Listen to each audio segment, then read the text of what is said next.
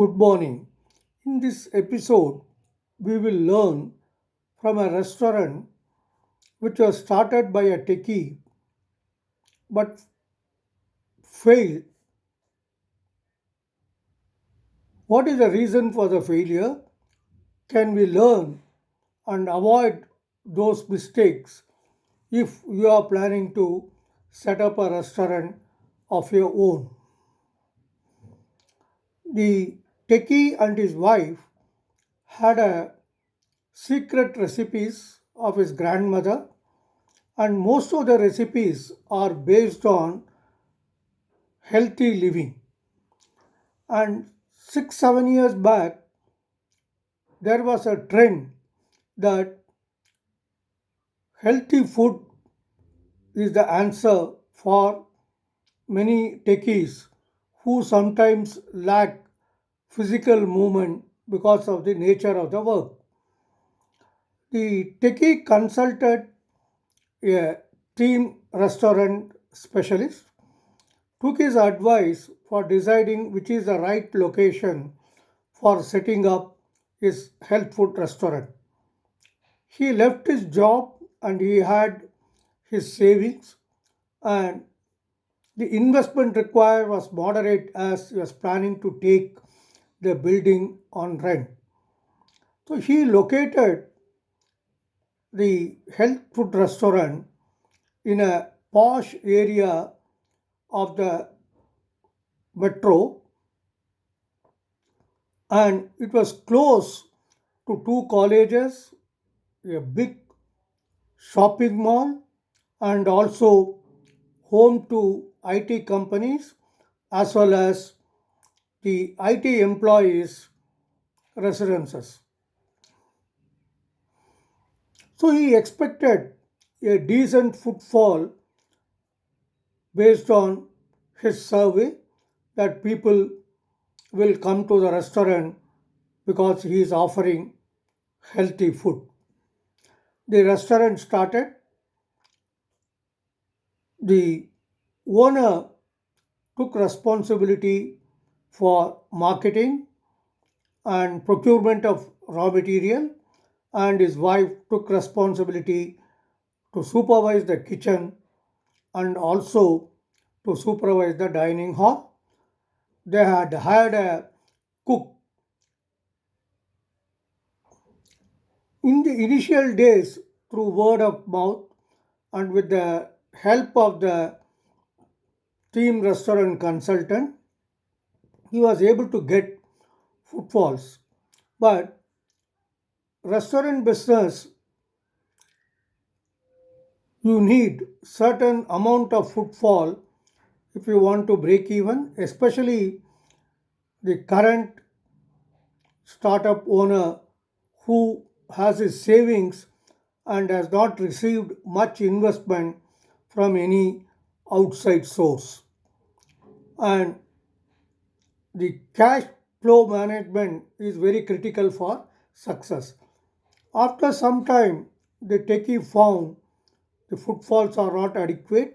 One of the reasons was during night he was having very less footfalls since the offices were closed, colleges are closed, and people who come to shopping mall may or may not come to his area to have healthy food, as that location is dotted with all kinds of restaurant from fast food, fine dining, special cuisine, etc.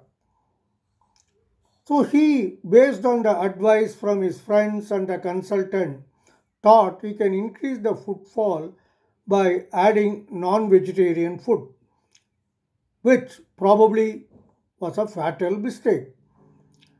The hardcore vegetarians, health food lovers felt let down by this move of the owner.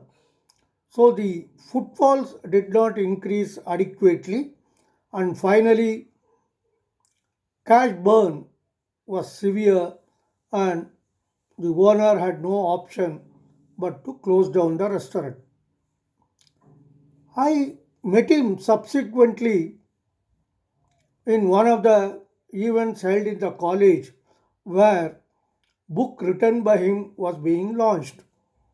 I asked him, so your enterprise did not succeed, so you want to help others by sharing your experience by writing. He wrote a book along with a food critic on the entire spectrum of from idea stage till setting up the restaurant and how to run the restaurant. But to my surprise, he told me I learned a lesson. So now I have started a chain of dum biryani restaurant in this metro town and they are running reasonably well. My failure helped me to learn the mistakes. Dum biryani restaurant had takeaway and it was also again located closer to IT companies and he has tied up with Swiggy, Zomato, all these food delivery apps so that food can be delivered throughout the day.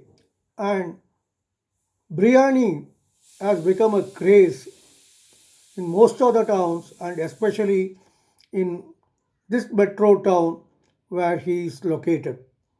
So, to repeat, I always say the business may fail, the entrepreneur doesn't fail.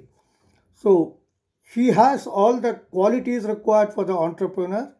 So, he learned from his failure, maybe it was costly, it could have affected his lifestyle, but he again started another restaurant with another team. But he says is fairly successful and his cash register is ringing and he shared how he plans to expand and also he has given one location on a franchise basis for trial purposes to learn how can he grow without he himself investing money, but at the same time growth is important for him to sustain. To sum up, he was passionate, he had a recipe, but managing the restaurant, managing the cash flow, having a right location, attracting customers, all that requires different skill sets.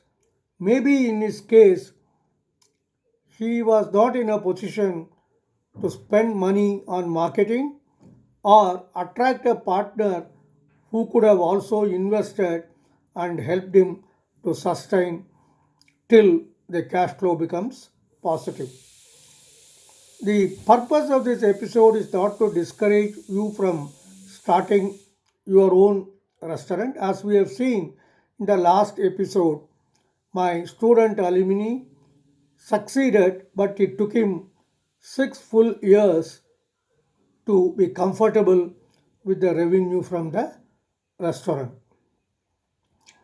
So now, having seen two episodes, one where he succeeded, but finally he also followed the franchising route, and the other one where he started with a different idea, one failure did not deter this entrepreneur. So you also learn from these episodes what are the qualities required to succeed. Not only you get ideas for starting a business, but also the critical success factor is the entrepreneur himself. So in the next episodes, we will look at what are the current trends, what are the franchising opportunities available, and what are the investment required and what is the critical success factor for becoming a franchisee.